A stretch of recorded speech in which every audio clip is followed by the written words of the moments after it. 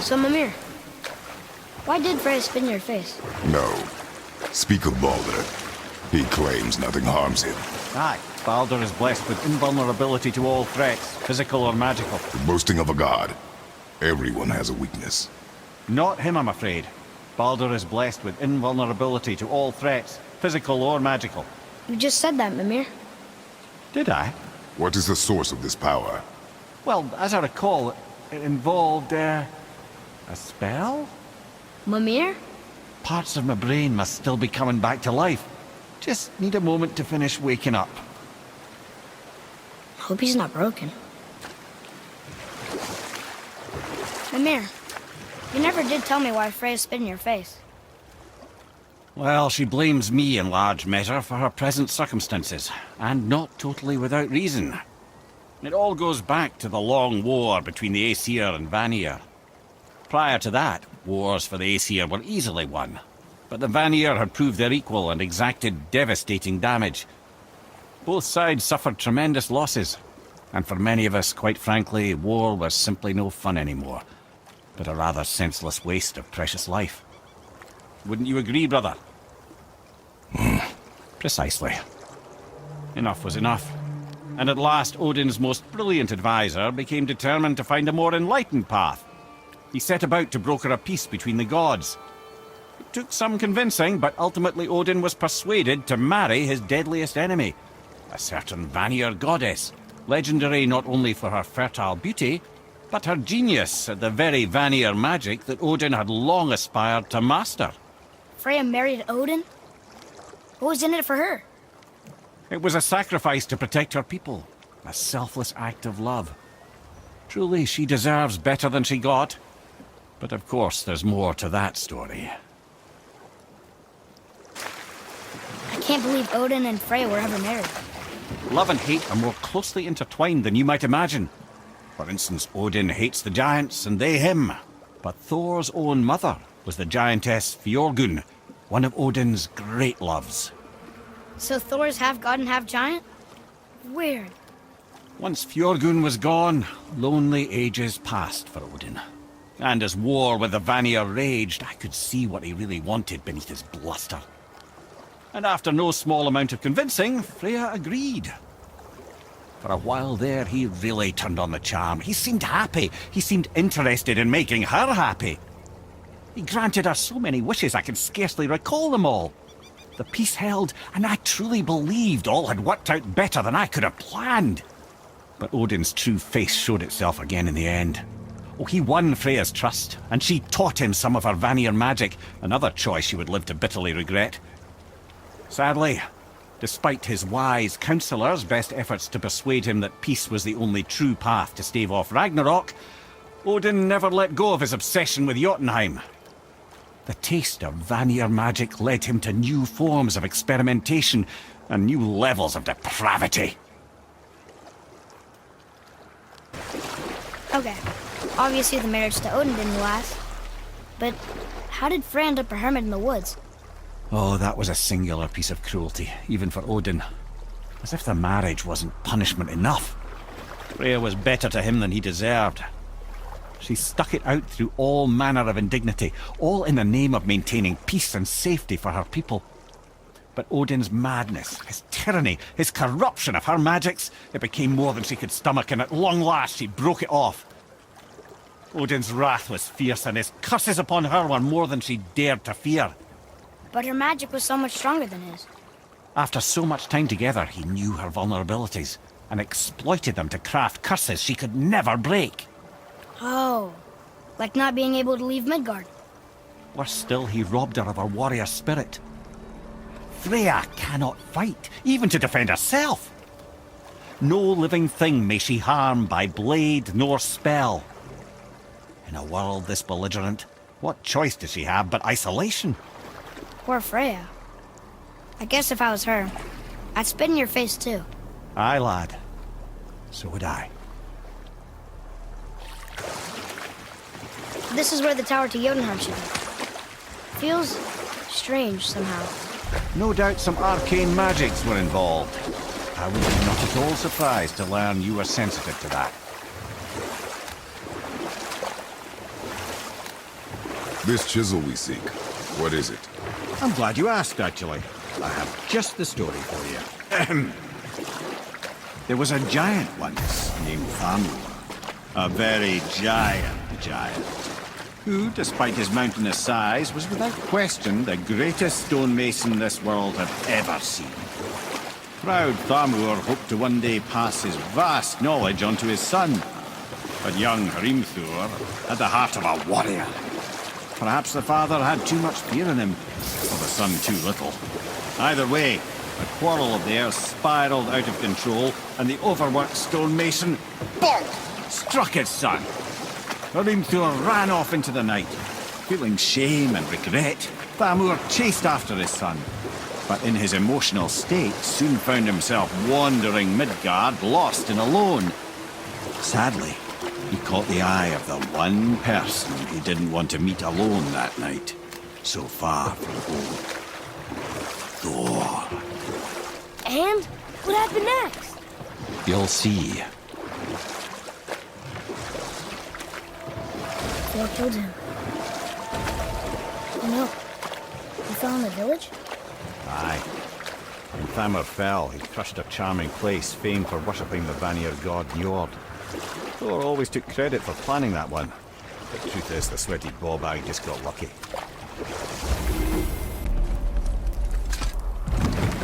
What now then? Maybe Freya ought to have a look at the boy. No, I feel better now. I just needed to catch my breath. Where do we go next? Well, now that we've got the giant's chisel, we need to learn the travel rune to Jotunheim, so we can carve it into that special gateway atop the peak, and open realm travel to the land of the giants. You don't know it? Alas, no. But the serpent did mention that the giants had entrusted that secret to Tyr. Isn't Tyr dead? Aye, but his hidden vault is very much in reach. The doors are beneath his temple, submerged in the lake for generations until our snake friend shifted his weight. There we shall find the fabled Black Rune of Jotunheim. We could also explore some more. We got that chisel now, and that vault isn't going anywhere. Seems a shame to waste the boat. We shall see, boy. Odin's eye is on you, brother, especially now that you've taken to killing his kin. Freya's forest is a blind spot for him. This is our smartest move. And if anyone can heal him, it's her. What is happening to him? I've seen it in mortals that some conflict of the mind expresses itself as an ailment of the body. Never in a god. But a god believing himself mortal. I can only imagine. We're almost there.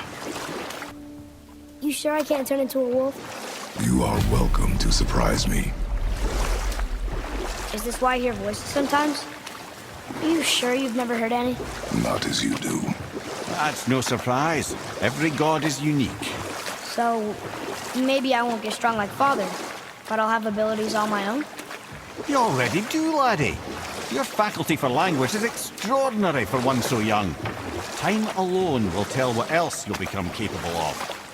So you knew all along? I did, lad. But I've known more than my share of gods. Me too, apparently.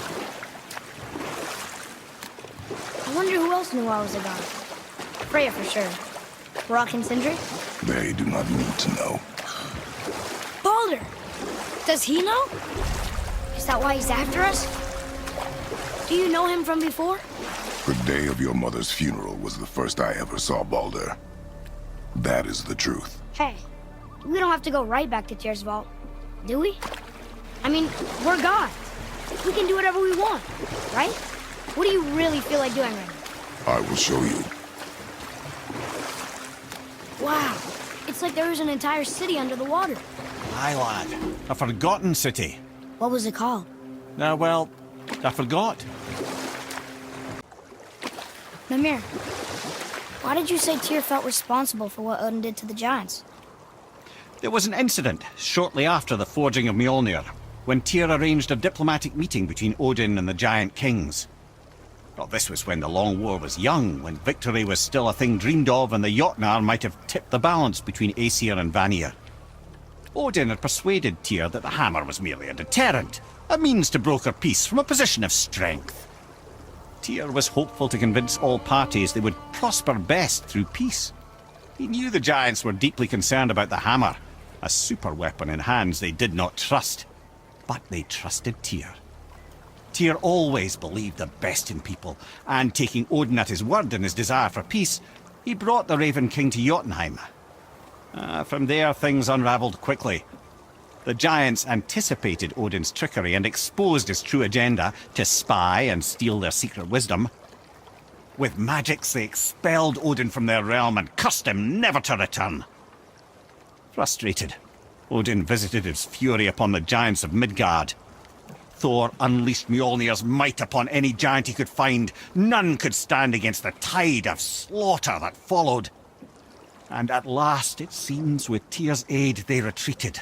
The tower disappeared, no giants could be found in Midgard, and no man nor god has set foot in Jotunheim since. Okay, I know I saw something. I saw it too. Freya did say the Jotunheim Realm Tower was missing from the lake. But maybe only kinda? Very strange indeed. Mimir, why did you work for Odin if he's so horrible? It's my career! And if you mean to make your career as a counsellor to kings, he can't very well rule out petty maniacs. Available positions are scarce enough. My first master was a cruel piece of work as well, but I learned through him the enduring power of wit, which served me well with kings and gods alike. I couldn't have been much older than you when I started. A fairy king's errand boy and unofficial jester. By night, my mates and I had the run of the forest. Good fellows they called us, knavish sprites to the last. We'd get up to all manner of mischief, making fools of the local mortals. But as long as our lord was kept amused, we were spared the consequences. Oh. Then one day he was not amused, and I saw fit to move on. Thankfully, the ages and roads travelled since then have turned me from that merry wanderer into the paragon of virtue you see before you today. Mimir, how'd you come to be in these lands?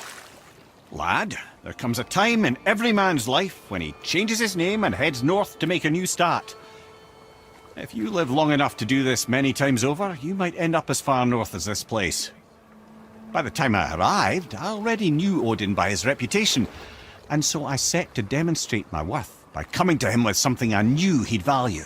A mystic well of knowledge. Or rather, I should say, a well of water laced with enough mystic mushrooms to make a god see visions. Oh, he was rightly impressed. Can't say for sure what he saw that led him to try gouging out his own eyes, but I managed to restrain him before he finished the job. Then I persuaded him it has been his sacrifice made for an even higher form of sight to be bestowed. Blah, de blah, de blah, de blah. I used to think he never caught on. But the day he took my eye, I realised he had never been fooled. He knew I'd outwitted him, called the lesson wisdom, and hired me to make sure from then on I was on his side. And for a long, long time I truly was. Doesn't mean he didn't hold a grudge. Mimir, I still don't get why you ever wanted to work for Odin. Back then I was young enough to still be ambitious. The Aesir gods were as powerful a force as I'd come across, but they clearly lacked for strategy, focus, and sage counsel. All this could I faithfully provide. And so, a stranger from a far-off island found himself with Odin's ear, trusted as he trusted no one but himself. And with that kind of power, laddie, I must confess, there are perks. Yeah, but he's Odin. I never claimed to be perfect, laddie, only clever. And often too clever by half. So what'd you do to get Odin so mad at you? Well, for a long time my job was to enable Odin, and I was fucking excellent at it. Gradually, as I grew more to care about people and the world, my job became to contain him, to protect him from himself. By serving peace, I served his interests as well, that's the truth. But he saw it as disloyalty. No longer trusting my motives, but not wishing to part with my brain or tongue, he bound me to a tree and adopted a new pastime of casual torture. Well, I'm glad we came along to cut off your head. Aye, lad. Lucky break that was. Okay. What about the giant with 8 arms? Starkath the Mighty, he was called. If the Giants ever had anything so organized as an army, Starkath would have been their general. An opinion, in retrospect, I should have kept to myself. But no, as Odin's advisor, I kept him advised. And having bent his will towards Starkath's doom, there was no dissuading him. But even Thor wasn't stupid enough to take on Starkath on his own. No. Instead, the Aesir set forth slanders upon Starkath's name, branding him throughout the realms as a monster to be feared. They said he abducted an elf queen who killed herself rather than be ravished by the giant. Lies, of course, but you're too young for her story. In the end, even the Vanir gods and the armies of Midgard were roused to the cause. They surrounded Starkath, showered him with arrows until he was brought to his knees. He surrendered, hoping by trial he could clear his name. Thor took advantage and ripped off one of Starkath's arms, which only made it easier to sever another and another until he was satisfied. Relieved of 6 arms and too much blood, Starkath perished upon the battlefield. I regret it to this day, you know. I told myself there was nothing I could do, but I wish I'd tried. Mimir, you never told me what happened with the stonemason's son. Hrimthur, son of Thamur. After completing his father's masterwork, the Great Wall of Jotunheim, he thought of nothing but making the Aesir pay for their crimes against the giants. Once he longed to fight Thor, but tragedy had brought wisdom to Hrimthur, and cunning. He observed that Asgard's walls were half-built and shoddy, for no Aesir god could be bothered with such tiresome labour. So Hrimthur adopted the guise of an ordinary man and made the Aesir an offer. He would build them majestic new walls, and if he couldn't build them within 2 turns of the season, they would owe him nothing for his labours. And if he succeeded, he asked only for an audience with the goddess Freya. Odin agreed, knowing the task was impossible, but intrigued by this stranger. Hrimthur made short work of it, of course. He had the benefit of his father's training and the aid of a magical stallion for fetching stones. Odin was not happy to find himself on the losing end of the wager, but he seemed to uphold his end of the bargain. Freya was sent to meet the mason, and to her surprise, he wanted only to whisper something in her ear. That being done, he made his way out of Asgard, and when he found Thor awaiting him at the gates of Midgard, he knew he had been double-crossed. But he didn't care, because his plan was complete. It was? What did he say to Freya? Only she could say for certain, but I've had many moons to work it out. Hrimthur knew that Freya loathed the Aesir, despite her marriage to Odin, and I believe he gave her the secret to Asgard's defences. Some weakness he may have built in, structural or magical, which I expect will be exploited come Ragnarok when Surtur arrives to burn Asgard to ash, if not sooner. You're familiar with the tale of Skoll and Hoti, bringers of day and night?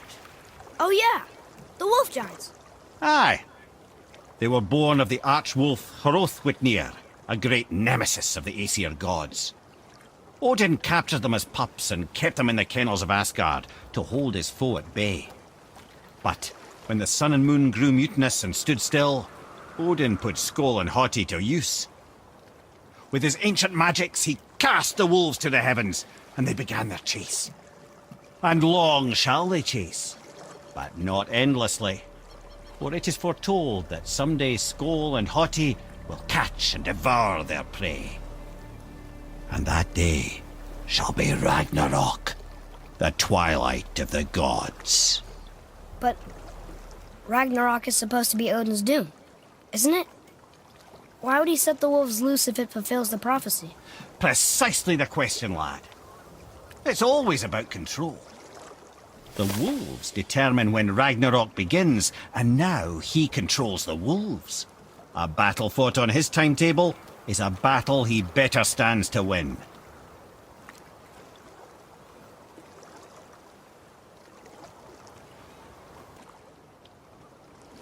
Ed, you are full of stories. When will you tell one that entertains? I beg your pardon? He just insulted you. Yeah, I got that. So you want a corker, do you? Very well, my brothers. I'll tell you the story of Hrungnir, the brawler. The real story. There was a huge battle, right? His shrine had him in the middle, fighting off Aesir. A pretty story, but no. Hrungnir, you see, was born with neither head nor heart, so the giants had to complete him with stone. He was strong, to be sure, but also a perfect simpleton. Odin met him wandering in Midgard one day, found him so amusing, so harmless, so gullible, that he invites him back to his palace in Asgard. There he gives Hrungnir his fill of mead, and goads him into all manner of boasts and antics, all for the amusement of the court. I was there. I saw the Aesir laugh as Hrungnir leapt upon his shield and swore he'd kill us all and take our womenfolk back to Jotunheim. Then Thor shows up. And does he laugh? Oh, no. Thor takes one look at the drunken stone buffoon and brings down Mjolnir on his head so hard that he's got chunks of Hrungnir in his own skull to this day. Thor is so startled by the faceful of rock, he doesn't notice Hrungnir's body topple right onto him with a sickening crunch. And again, the roars of laughter echo through the palace halls. That's an awful story, Mimir. Nothing like the ones Mother told me. Let that be a lesson, my son. Truth is seldom so pretty as myth and legend.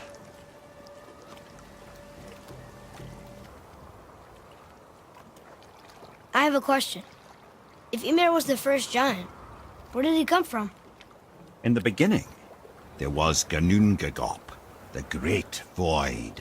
There were no realms yet, only primordial forces. There was fire, and there was ice, and there in the void they met and produced... Water? More than water. The mystic lifeblood of something entirely new. From this water, Ymir took form and became a being of pure creation and chaos, mother and father to all that came after. Even the Aesir? Aye. Every god, man and beast came first from Ymir's flesh. Though it was the Aesir who thought themselves so superior that they should hold dominion over the rest of creation. It was Odin who took arms against his creator and spilled Ymir's lifeblood with his spear. A necessary evil, he would say, to bring order to the realms. From Ymir's torn flesh, Odin would fashion the realm of Midgard for his own. Called himself All-Father, as if he was the creator, and not the creator's destroyer. The small, covetous tyrant! Ymir? Huh? Oh. Sorry, my boy. I think it best we just end it there, actually.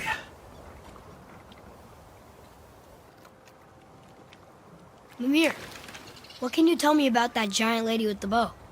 She was called Skadi, Queen of the Hunt. Her father was Thiotzi, who could take the shape of any wild creature, and taught Skadi how to hunt them all. From the ribs of pack beasts, she fashioned second feet, allowing her to glide upon the snow so no animal could evade her. She became a huntress beyond compare, even to any god. Odin himself wanted her for his bride, believing she would bear him strong sons. But she spurned his affections, and for that insult, Odin vowed revenge. It was put forth that the Aesir were plagued by an eagle who would steal the precious golden apples of Idun. Not even the finest archer among the gods could bring it down. Odin knew that Skadi could not resist the temptation to prove herself superior, and so she joined the hunt. Skadi tracked the eagle as it flew where she alone could glide, and loosed an arrow from her unerring bow. When she collected her quarry, she found no eagle at all, but her own father, poor Thiotzi, slain by his own daughter. She was overcome with grief and shame, for there is nothing nature so reviles as a child who kills their parent. Skadi succumbed to her fate as winter's blanket fell, holding her father as the mountain held her in an embrace to last eternity. Well, that was sad. Aye. There aren't many happy endings for the giants, I'm afraid. If I'm not mistaken, we've yet to discuss the tale of the giant Bergelmir. Oh yeah, I remember his shrine. It looked happier than the other ones. Mostly. It begins in an ocean of blood. Finally, a story worth hearing. If you remember, Ymir, the first giant, was fatally stabbed by Odin. It's in his blood our story starts. Ymir's magical guts poured out in a torrent so violent it threatened to flood all of creation. The Jotnar were unprepared, as the very last of them were washed away in the endless tide. Not just Ymir, but all of giant kind faced extinction. And so would Odin's victory have been complete. But Ymir's kind did not all perish that day. Staying afloat in the hollowed husk of a tree, the frost giant Bergelmir endured, as did his lady wife. For weeks they sailed, until finally they came upon a new land. They called it Jotunheim. And there they would start anew.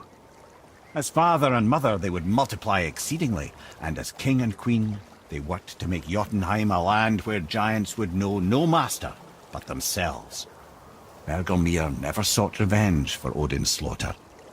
His vengeance was to live and prosper. He died at peace, a legion of his kin to mourn him. He would ever be known as Bergelmir the Beloved. Bergelmir the Beloved. Huh. I've never heard a story end that way. Not a true one, anyway. Few do, laddie.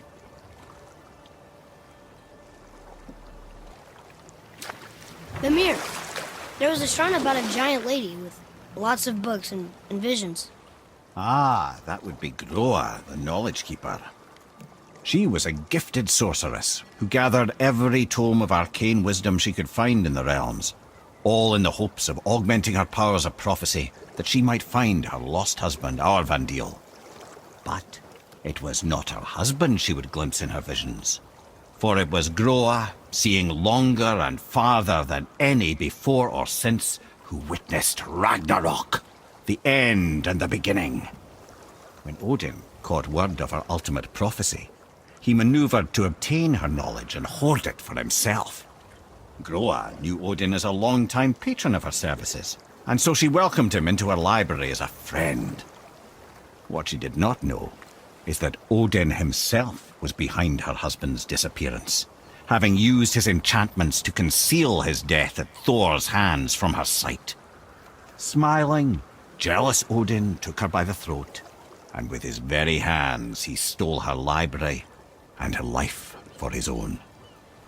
I always knew Odin was bad, but that's just... Ruthless, barbaric, heartless? That's Odin. In fact, we would do well to sit here in silence for the next few moments and reflect on Odin's capacity for cruelty. And so... Reflect longer.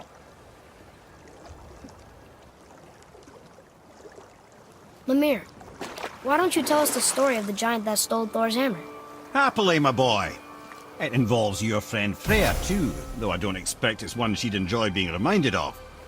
The giant was called Thrym, and he proved cunning enough to make off with Mjolnir while the Thunder Lummox slept. Sadly for Thrym, he didn't always think with his brain. Though he had robbed the greatest giant killer of his greatest weapon, he offered to trade it back to the Aesir in exchange for Freya as his bride. Now, at this point, Freya was married to Odin, and Odin, frankly, would have traded her for a sufficiently strong mead, but he saw an opportunity here. Thrym's palace was in Jotunheim, and only giants know the way. By agreeing to the marriage, they'd have to escort Freya back to their realm. So, Odin coerced Freya into using her Seithar magics to conceal Thor, so he could sneak along with her and infiltrate Jotunheim. When the hammer was produced as the wedding dowry, Thor revealed himself. He took back Mjolnir and wasted no time in smashing Thrym's skull, followed by every other giant present for the festivities. The only thing that put a stop to it was Freya, who wanted no part of this massacre. She cast a powerful spell that hurtled them both out of Jotunheim with no means of return. Odin was livid, hoping that Thor's foothold in Jotunheim would become his own. And oh, would he ever revenge himself upon Freya? What is the point of this story, Head? Well, for Thrym, the lesson would be to keep his priorities straight. For Freya, it's that doing good has a price. For Thor, it's that no object of power makes you what you are. And if what you are is the biggest butchering bastard in the Nine Realms, nobody can take that away from you.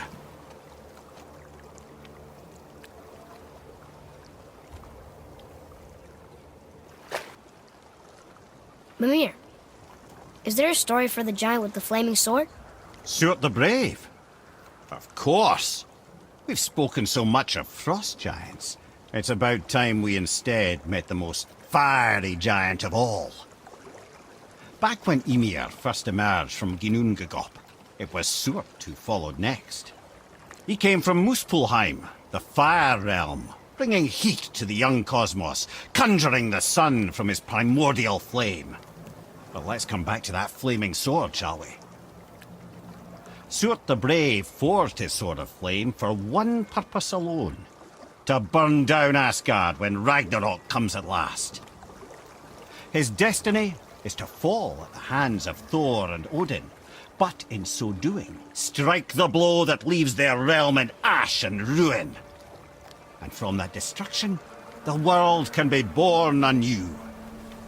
Until then, alone he waits in Muspelheim, never sleeping, ever honing his fiery blade. Brave, generous Surt, who knows he lives but to his doom. All because he chooses to serve a grand cycle so much bigger than himself. To truly embrace your purpose and the patience and sacrifice it demands is to ensure your day will come. You think we'll be there when that day comes? I've seen enough of war between the gods.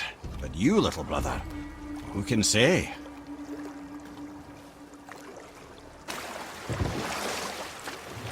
Don't you have any more stories to tell, Mimir? I'm talked out, lad. But someday I imagine I'll be telling your story.